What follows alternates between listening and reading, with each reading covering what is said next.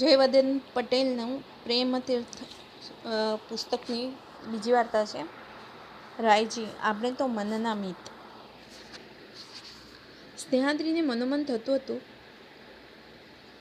તું પરિણીત હોવા છતાં તારી પ્રીત તો કુંવારી છે. સ્નેહાદ્રી, તારા સ્વપ્ન કુંવારા છે, તારા અરમાન કુંવારા છે. તું સૌભાગ્યવતી જરૂર કહેવાય છે, પણ સૌભાગ્યને તારે તો હજાર હજાર જોજનના છેટા છે. તું જેને પરણી એ પુરુષને તું ચાહી શકી નહીં, અને જેને માટે તારા હૈયામાં પ્રેમ જાગી ગયો એ પુરુષ તારે માટે સમજાય ન સમજાય એવી સમસ્યા બની ગયો છે. સ્નેહાદ્રી એક ગરમ લહાઈ જેવો નિસાસો નાખી બેઠી હતી. હું તો એક કમનસીબ સ્ત્રી છું. મારી ભસ્મીભૂત થઈ ગયેલી સ્વપ્નનગરીના ખંડોમાં ભટકી રહી છું, અને વિસામા માટે કોઈ લાગણીનું ઘર ગોતી રહી છું. એક ઘરના બારણે હું ટકોરા મારી રહી છું. બારણા ખુલે છે, પણ હું ઉંબરો ઓળંગી શકતી નથી.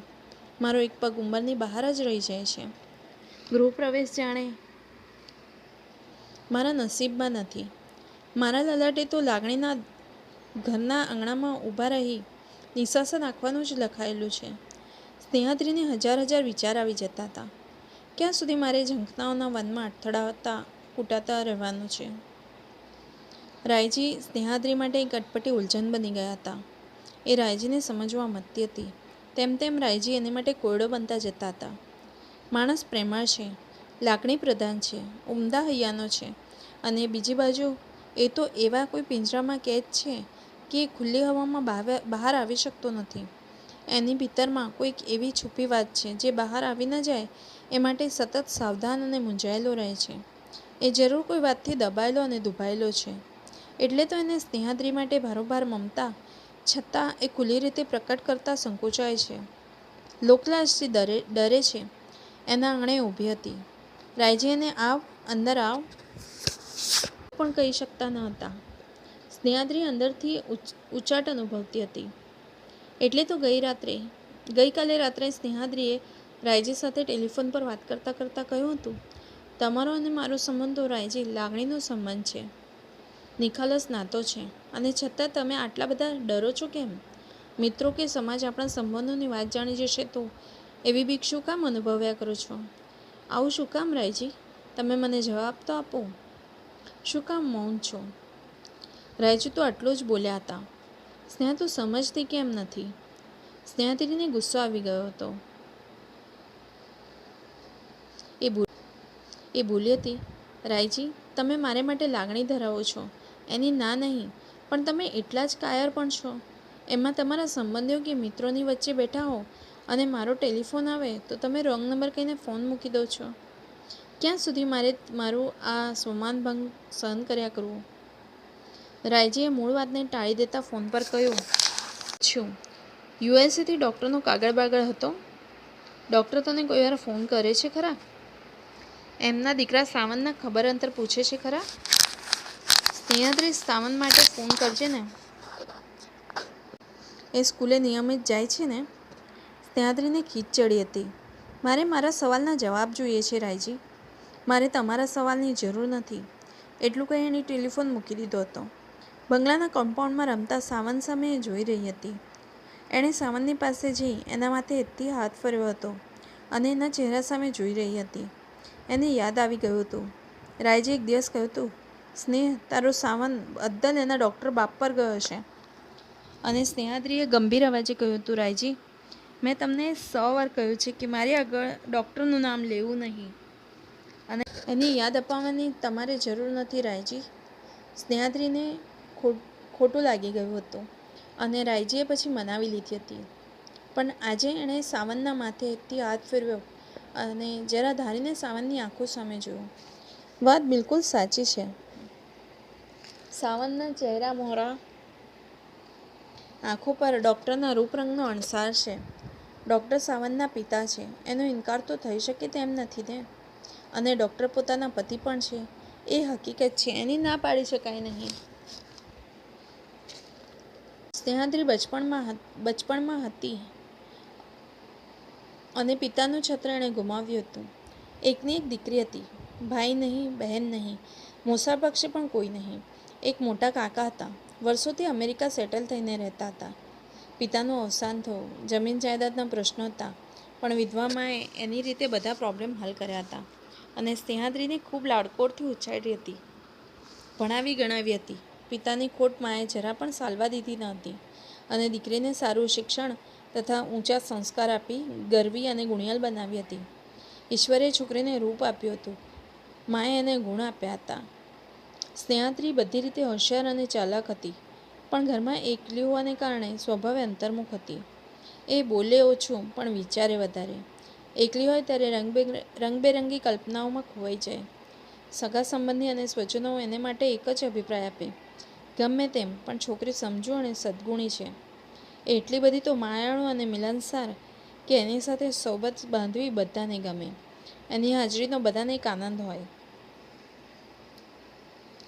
બીએસસી કોમ્પ્યુટર થઈ ગઈ છે પણ એ લગ્ન તો એ 19-20 વર્ષની ત્યારે જ થઈ ગયા હતા. પતિ ડૉક્ટર હતા. 19-20 વર્ષની વય એટલે તો યૌવનની ઉઘડતી સવાર. પરિસ્થિતિ અને સંજોગવશાત એણે લગ્ન કર્યું હતું, પણ મનમાં થતું હતું સ્વપ્ન પુરુષ સાથે લગ્ન કરવાની મારી ઝંખના તો અધૂરી જ રહી ગઈ. 19 વર્ષની ઉંમર એટલે તો કોઈના પ્રેમમાં ખોવાઈ જવાની ઉંમર, કોઈના થઈ જવાની ઉંમર, કોઈને પોતાનો બનાવી લેવાની એ મોસમ. પણ મનમાં બધા જ અરમાન મનમાં જ રહી ગયા અને હું એક ડૉક્ટરની પત્ની બની ગઈ. પરણી તો ગઈ, પણ અંદરથી તો હું એવી ને એવી જ કુંવારી.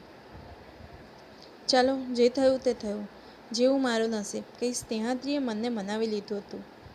એ સાસરે આવી હતી, પણ 4-5 મહિનામાં તો ડૉક્ટર પરથી એનું મન ઉઠી ગયું હતું. એ થોડા દિવસ માટે માને ઘેર આવી હતી. દીકરીના ચહેરા પરથી મા સમજી ગઈ હતી કે જરૂર કોઈ વાત છે. માએ પૂછ્યું હતું, દીકરી, તને કોઈ વાતનું દુઃખ તો નથી ને? તું સુખી તો છે ને? સ્નેહાદ્રી આંખોના ખૂણા લૂછતા લૂછતા બોલી હતી, મા, દીઠા દેવ અને પહોંચી જાત્રા. શું જવાબ આપું તને મા? લગ્ન પછીના મહિનાઓમાં જ મેં જોયું અને અનુભવ્યું, અને મને એવો તે કારમો ઘા લાગી ગયો છે કે. એણે એટલું જ કહ્યું હતું. વિગતે વાત કરી નહીં, પણ મા બધું જ પામી ગઈ હતી. એણે દીકરીને સમજાવી હતી. અમારા જમાનામાં એક કહેવત હતી, પડ્યું પાનું નિભાવી લે. હવે બીજો કોઈ રસ્તો પણ નથી. માએ કુંડો નિશાસો લઈને પછી કહ્યું હતું, સ્નેહ, દીકરી, આવડો કોઈ વિચાર કરીશ નહીં. આ વાત મનમાં જ રાખજે. એમાં જ આપણા કુળની શોભા છે. પણ મા, મારે તો આખી જિંદગી ગુજારવાની છે. હું એને ઘેર રહી નહીં શકું. હું તો કાયમ હવે તારી સાથે રહેવાની છું. આવું બોલી તે બોલી. હવે પછી આવી વાત તે કરી છે ને દીકરી, તો તને તારી માના સોગંદ છે. માના ચહેરા પર દુઃખની વાદળી છવાઈ ગઈ હતી. આપણી નાત અને સમાજને તું ક્યાં નથી જાણતી? લોકનિંદા તને અને મને પીંખી નાખશે. લોકો આપણા ઘર તરફ આંગળી ચીંધશે. વિનાકારણ આપણું ઘર જગબત્રીસે ચડી જશે. સહન કરીને પણ તું તારા પતિને ઘેર રહે, દીકરી. માની વાત સ્નેહાદ્રીને ગળે ઉતરી ગઈ હતી અને સાસરે આવી હતી. ગમતું અણગમતું બધું જ એ સહન કરીને જીવતી હતી. ભીતર તો ભડકે બળતું હતું, પણ એનો જરા સરખોય અણસાર એ બહાર આવવા દેતી ન હતી. એ તનથી અને મનથી ડૉક્ટરને સમર્પિત થઈ ગઈ હતી. એ બધી જ રીતે ડૉક્ટર સાથે સંસાર નિભાવતી હતી અને સ્નેહાદ્રી સગર્ભા બની. મન તો ઘવાઈ જતું હતું. મનમાં તો થઈ આવતું હતું કે બાળક હોય તોય શું અને ન હોય તોય શું, હૃદયમાં જેને માટે પ્રેમ કે લાગણી નથી એવા પુરુષનું બાળક. રોમમાં અણગમો હતો, છતાંય મનને એણે મનાવી લીધું હતું. હું મા બનું, બાળક આવે અને ડૉક્ટરની જિંદગીને કદાચ એક નવું મોડ મળે. એમના મારી પ્રત્યેનું વલણ વ્યવહાર સુધરે પણ ખરા. એણે બાળકને જન્મ આપ્યો. સ્ત્રી જ્યારે પહેલીવાર મા બને છે ત્યારે એની જિંદગી સાર્થક લાગે છે. સ્નેહાદ્રીને કોણ જાણે કેમ મનમાં કોઈ ઉમળકો જાગ્યો નહીં. એ બાળકની મા બની હતી અને છતાંય સ્થિતિ તો એની એ જ હતી. ઘરમાં કોઈ ફેરફાર નહીં. અગાઉ હતી એવી જ કઠોરતા, અગાઉ હતો એવો જ લાગણીશૂન્ય વ્યવહાર. અને સ્નેહાદ્રી હતાશ થઈ ગઈ હતી. બાળકને છાતીએ વળગાડીને એ ડૂસકા લેતી હતી. કોઈ વાર તો એ દિવાલ સાથે માથું અથડાવીને કહેતી હતી, ઓ ભગવાન, મને બાળક શું કામ આપ્યું? મોત આપવું હતું ને. ડૉક્ટરને પ્રેમ અને મમતા જાગશે, જરૂર જાગશે એવી આશા પર પાણી ફરી વળ્યું હતું. સ્નેહાદ્રીને જિંદગી આકરી થઈ પડી હતી. એણે એક દિવસ આત્મહત્યા કરી જિંદગીને ટૂંકાવી નાખવાની કોશિશ કરી, પણ એ બચી ગઈ હતી. 18-20 કલાક સુધી એ બેભાન હતી. એ હોશમાં આવી ત્યારે એની સામે બાળક સાવનને તેડીને માં ઊભી હતી. બહેનપણી ભાવના અને એનો વર ચંદ્રનાથ ઊભો હતો. સ્નેહાદ્રી એકદમ બેઠી થઈ ગઈ હતી અને એણે સાવનને તેડી લીધો હતો અને છાતીએ વળગાડી એ ચોધાર આંસુ વહાવી રહી હતી. આંખમાં આંસુ સાથે બોલી હતી, હવે પછી અપવાદનો ભૂંડો વિચાર કર્યો છે તો તને તાળા ખોળાના ખૂંદનારના સમ છે. ચંદ્રનાથ અને ભાવનાની સામે એ અપલક જોઈ રહી. ભાવના એની ખૂબ વહાલી સખી હતી. ચંદ્રનાથ પણ એ નાતે સ્નેહાદ્રીનો મિત્ર બની ગયો હતો. એ બંનેએ કહ્યું હતું, સ્નેહાદ્રી, તારે તારા સાવન માટે જીવવાનું છે અને તું તો સમજુ છે. શી ખબર આવતીકાલ તારે માટે સુખ લઈને પણ અહીં આવે. સ્નેહાદ્રીએ મનને મજબૂત બનાવી દીધું હતું. ના, હવે મારે જીવવું છે. હું શું કામ મરી જાઉં? ઝેરના ઘૂંટાડા રોજ રોજ પીને પણ હું જીવવાની છું. એ પછી એણે ખૂબ મનોમંથન બાદ ડૉક્ટરને સ્પષ્ટ શબ્દોમાં કહી દીધું હતું, હું તમારી પત્ની ખરી, પણ તમે મારી પાસેથી દેહ સુખની હવે આશા રાખશો નહીં. હું તમારી વાસના સંતોષનારી ઢીંગલી બની રહેવા ઈચ્છતી નથી. સાથે એક જ ઘરમાં રહીશ, પણ જે દિવસે તમે મારી પથારીમાં આવશો એ દિવસે હું જીભ કચડીને મરી જઈશ. અને હું તમને સાફ શબ્દોમાં કહી દઉં, હું સાવન માટે જીવું છું. પણ કુદરતે સ્નેહાદ્રીને કેટલીક અનુકૂળતા કરી આપી. સાવન 10-12 મહિનાનો હતો અને ડૉક્ટરને અમેરિકા જવાનું થયું. સ્નેહાદ્રી માની સાથે આવીને રહેવા લાગી. એણે કોમ્પ્યુટરનું ભણવાનું શરૂ કર્યું. મનોમન એણે નક્કી કરી લીધું હતું, મારે હવે મારી રીતે જીવવું છે. મારા પોતાના પગ પર સ્વમાનભેર ઊભા રહેવું છે. ડૉક્ટર અમેરિકા ગયા એ પછી એનું મન મોકળાશ અને રાહત અનુભવી રહ્યું હતું. એ દરમિયાન બન્યું એવું કે ચંદ્રનાથ અને ભાવનાના એક સંબંધી રાયજીની સાથે સ્નેહાદ્રીનો પરિચય થયો. પહેલા જ પરિચયમાં સ્નેહાદ્રીને રાયજી માટે આકર્ષણ અને સાથે સાથે માનની લાગણી પેદા થઈ ગઈ. સુખી, સમૃદ્ધ અને સજ્જન આદમી હતો રાયજી. મિત્રોનું વિશાળ વર્તુળ, ઉદાર અને પ્રેમાળ સ્વભાવને કારણે એ માણસ માટે બધાને આદરભાવ હતો. સ્નેહાદ્રીએ ભાવનાને વાતમાં પૂછ્યું, રાયજી ખૂબ સારા માણસ છે ખરું? એ એકલા કેમ રહે છે? તેઓ પત્ની સાથે કેમ રહેતા નથી? રાયજી ઉમદા દિલનો માણસ છે અને એકલા રહેવું કેમ ગમતું હશે? ભાવના થોડી ક્ષણોમાં તે સ્નેહાદ્રીની સામે જોઈ રહી અને હસતા હસતા બોલી, કેમ અલી, એ માણસ તને ગમી ગયો છે કે શું? સ્નેહાદ્રી શર્મિંદી થઈ ગઈ હતી. ભાવના બોલી હતી, તને બીજું તે શું કહ્યું? પણ એ માણસ ખાનદાન છે, એટલો જ સજ્જન પણ છે. ભાવનાને ઘેર રાયજીને ફરી મળવાનું થયું. રાયજીએ વાતમાં કહ્યું હતું, હું તો ગમે તેવા સંજોગોમાં પણ જિંદગીને ચાહવાનું માનું છું. આપણા હાથની કે આપણા વશની વાત ન હોય તે આ મનમાં રંજ રાખીને જીવવાનો અર્થ શું? કેટલીક વાતો તો કુદરતના હાથની હોય છે, એમાં માણસનું કશું ચાલતું નથી. રાયજીના શબ્દો એને સ્પર્શી ગયા હતા. એને જિંદગી હસતા હસતા જીવવાની પ્રેરણા મળી હતી. એ નિરાશામાંથી બહાર આવતી જતી હતી. રાયજી એના અંતર્મન પર ધીમે ધીમે છવાઈ જતા હતા. એને રાયજીના જ વિચારો આવ્યા કરતા હતા. એ સ્ત્રીના જખમી હૈયાને લાગણીની હૂંફ મળવા લાગી હતી. રાયજી સાથેનો એનો પરિચય આગળ વધતો ગયો હતો. બંને કલાકો સુધી ફોન પર વાત કરે. કોઈ વાર સ્નેહાદ્રી રાયજીને પત્રો પણ લખે. સ્નેહાદ્રીના જીવનમાં રાયજીના પ્રવેશે એક નવી હવા ઊભી કરી દીધી હતી. ભર વસંતમાં પાનખરનું દર્દ મહેસૂસ કરતી સ્ત્રી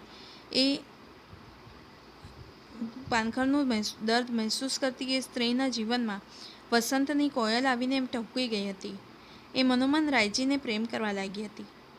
રાયજી ટેલિફોન પર ખુલ્લા મનથી વાતો કહે, પણ સ્નેહાદ્રી સાથેનો સ્નેહ સંબંધ કોઈ જાણી જાય નહીં એની સતત કાળજી રાખે. એ ગભરાયા કરે, સંકોચ અનુભવ્યા કરે. સ્નેહાદ્રી ખુલ્લા મનથી સંબંધ રાખતી હતી, પણ રાયજી ખચકાતા હતા. સ્નેહાદ્રીને મનમાં પ્રશ્નો સળવળી ઉઠ્યા હતા. રાયજી પરિણીત છે, એની પત્ની છે, એ વાતથી એ ડરતા હશે? હું પરિણીત છું, એક બાળકની મા છું, એનો એમને સંકોચ હશે? આમ તો માણસ કેવી ભરપૂર લાગણી બતાવે છે, અને છતાંય ડરે છે કેમ? મને રસ્તે મળે તો વાત કરતાં પણ ગભરાય છે કેમ? આ રીતે શું છાનો છૂપો સંબંધ રાખીને જીવવાનું? આ વાત મને કાંટો બનીને ડંકે છે. એણે એકવાર ટેલિફોન પર રાયજીને સીધો સવાલ કર્યો હતો. રાયજી, તમને મારે માટે લાગણી છે કે પ્રેમ છે? તમને મારે માટે સહાનુભૂતિ છે કે સ્નેહ છે? પણ રાયજીએ સ્નેહાદ્રીના એ પ્રશ્નનો જવાબ આપવાનું ટાળ્યું હતું અને સ્નેહાદ્રી બેચેન અને ઉદાસ બની ગઈ હતી. એ થોડા દિવસ રિસાયેલી રહેતી હતી, પણ રાયજી ટેલિફોન કરીને એને મનાવી લેતો હતો. રાયજીના વર્તન વ્યવહારમાં એટલી બધી આત્મીયતા હતી અને છતાં પણ એ પછી એક દિવસે સ્નેહાદ્રીને રાયજી અંગે ખાનગી વાત જાણવા મળી ત્યારે એને કમકમા આવી ગયા હતા. એને ઘેરો આંચકો લાગી ગયો હતો, પણ એને રાયજી માટે વધારે ને વધારે વહાલ લાગી ગયું હતું. હકીકતને જાણ થયા પછી તો રાયજી માટેનો એનો પ્રેમ અનેક ગણો વધી ગયો હતો. એણે રાયજીને ટેલિફોન જોડ્યો હતો. હેલો, હું સ્નેહાદ્રી. તમારા મનને સતત સતાવી રહેલ ડરનો જવાબ મને મળી ગયો છે. તમારી એક ખાનગી વાત હું જાણી ગઈ છું. તમારી ગુપ્ત વેદનાની મને ખબર પડી ગઈ છે. તમે પુરુષ છો, પરિણીત છો. હું સ્ત્રી છું, પરિણીત છું. આપણી વચ્ચે બીજો કોઈ નહીં તો મૈત્રીનો સંબંધ તો હોઈ શકે ને? મારે વિશે તને કઈ વાતની ખબર પડી ગઈ છે એ તો કહે સ્નેહાદ્રી. રાયજીએ પ્રશ્ન કર્યો હતો. તમે પુરુષ હોવા છતાં પણ પુરુષ નથી.